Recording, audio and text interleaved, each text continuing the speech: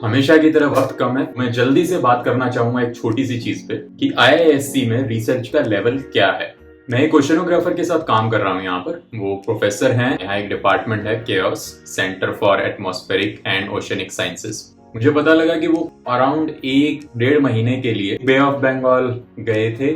वहां उन्होंने एक पर्टिकुलर पाथ पे 1-1.5 महीने तक सिर्फ डेटा कलेक्ट किया था। फिर बात करते हुए पता लगा कि किस तरह की रिसर्च उन्होंने की है और किस तरह के पेपर्स पहले पब्लिश किए हैं। कुछ काम इतने अच्छे लेवल के थे कि वो अभी तक एक्सेप्ट नहीं हुए हैं। जब भी आप कोई बहुत अच्छी रिसर्च करते हो तो बहुत डिफिकल्ट होता है उसको एक्सेप्ट करवाना। आप एक बहुत ही नई बात कह रहे हो तो इजीली उसको कोई मानेगा नहीं। स्पेसिफिकली जब इस तरह की रिसर्च इंडिया से आती है तो थोड़े और भी इश्यूज हो जाते हैं। वो सुनने के बाद मुझे लगा कि शायद मुझे इस चीज पे थोड़ी सी बात करनी चाहिए। आईआईएससी के अंदर रिसर्च का लेवल इंसेन है। वही रीजन है कि वर्ल्ड में रिसर्च में आईआईएससी नंबर 1 है। लेकिन एक्चुअली वो रिसर्च क्या है, किस तरह की चीजें होती हैं, वो बाहर इतना पता नहीं लगता है। और इवन मुझे आईआईएससी में रहते हुए काफी सारी चीजें नहीं पता होती हैं, सिवाय अपने डिपार्टमेंट के, सिवाय कंप्यूटर साइंस एंड इंजीनियरिंग के। मुझे ज्यादा आइडिया नहीं होता है कि बाकी लोग क्या कर रहे हैं। हमारे पास इतना वक्त ही नहीं होता है कि जाकर देखें ओके क्या किया जा रहा है। रिसर्चर्स के पास भी इतना वक्त नहीं होता है कि वो मार्केट करें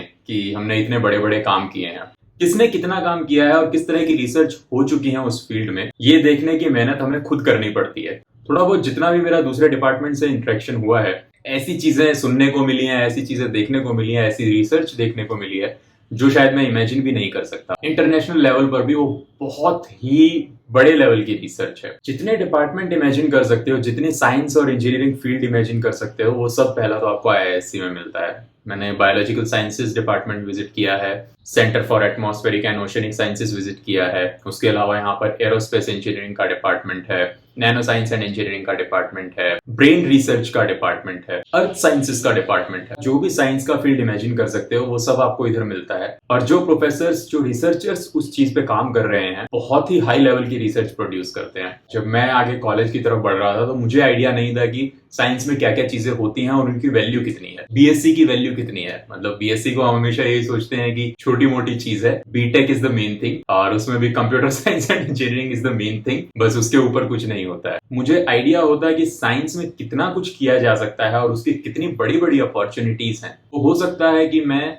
बीटेक ना करता, मैं इंजीनियरिंग ना करता, मैं साइंसेज में आगे बढ़ता। लेवल या फिर कैपेबिलिटी की बात करूं, यहाँ का एक मैथ्स अंडर ग्रेजुएट बहुत ज्यादा कैपेबिलिटी रखता है किसी भी कंप्यूटर साइंस में बीटेक कैंडिडेट से। ऐसा नहीं है कि बीटेक खराब चीज है या फिर इंजीनियरिंग खराब चीज है, या फिर जो हम कंप्यूटर साइंस में बीटेक में पढ़ते हैं वो बहुत ही आसान चीज है। अगर मैं बात करूं कॉम्पिटिटिव प्रोग्रामिंग, वो चीजें मेहनत मांगती हैं। लेकिन इन टर्म्स ऑफ नॉलेज, मतलब कॉम्पिटिटिव प्रोग्रामिंग जो है कोई भी कर सकता है। ऐसा नहीं है कि मुझे एक स्पेसिफिक जगह पर जाकर सीखने की जरूरत है उसको, वो मैं घर बैठे कर सकता हूँ, सीख सकता हूँ। अगर मुझे बेसिक डीएसएल को आता है, मुझे बेसिक प्रोग्रामिंग आती है। जो रिसर्च की नॉलेज, जो मैथ्स की नॉलेज आईआईएससी में मिलती है और इवन अंडर ग्रेजुएशन के दौरान मिलती है, वो कहीं और अचीव कर पाना बहुत ही डिफिकल्ट है। मैंने यहाँ पर अंडरग्रेड्स के साथ भी काम किया है। उनका लेवल ऑफ नॉलेज बहुत ज्यादा आगे है और जो चीजें मैं कर सकता हूँ वो तो एनीवे वो कर ही सकते हैं। एक इंसान को जब दिमाग चलाना आता है तो वो तो सीखा जा सकता है।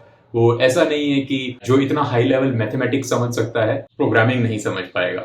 एक और मिसअंडरस्टैंडिंग हमें रहती है कि यार ये रिसर्च करके आगे नौकरी का क्या होगा और आगे किस तरह की अपॉर्चुनिटीज मिलेंगी, क्या मैं उतना कमा पाऊंगा या नहीं कमा पाऊंगा। वो सब मुझे लगता है कि बहुत ही फालतू की बातें हैं। लोग यहाँ से डायरेक्ट पीएचडी के लिए जाते हैं, हायर स्टडीज कंटिन्यू करते हैं, मास्टर्स करते हैं उस फील्ड में, रिसर्च पोजीशन पर जाते हैं, एकेडमिक्स में जाते हैं। नॉर्मल टाइप की जॉब्स तो आप कर ही सकते हो, मतलब ऐसा नहीं है कि आपको नॉर्मल जॉब नहीं मिलेगी। उसके अलावा अभी आईआईएससी में बीटेक कोर्सेज भी हैं। मैथमेटिक्स एंड कंप्यूटिंग में आई थिंक बीटेक है, लोग वो भी परस्यू कर सकते हैं। और ऑब्वियसली वो फिर आईआईएससी स्टाइल का बीटेक होगा। मैंने इतना कोर्स के बारे में नहीं पढ़ा है, जहां तक मुझे उम्मीद है मैथमेटिक्स एंड कंप्यूटिंग, बहुत ही हाई लेवल मैथमेटिक्स रहेगा उसमें, लेकिन दोनों साइड का वो फील देगा, मैथमेटिक्स का भी और कंप्यूटर साइंस का भी, ऐसी मुझे उम्मीद है। बाकी चेक किया जा सकता है कि एग्जैक्टली उस कोर्स में क्या क्या कंटेंट है।